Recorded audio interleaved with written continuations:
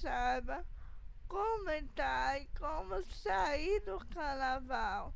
Tem gente que prefere mais aproveitar este retiro para fazer um balanceamento da sua vida.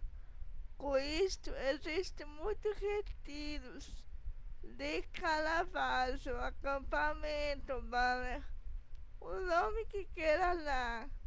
Então, saiba que você é um filho muito amado. E eu realmente estou fazendo meu retiro.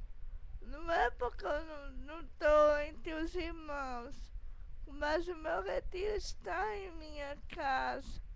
Eu tive este tempo para me perguntar a Deus o que devo fazer. E você, meu irmão, o que está esperando?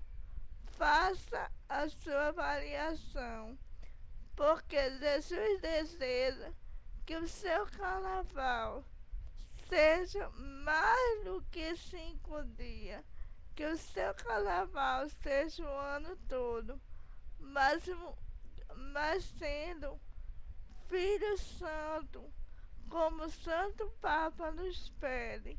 Então tenha paz de Cristo e o amor de Maria e aproveite este dia para perguntar o que está faltando na sua vida e nos teus entes queridos, pois Deus te dará a resposta.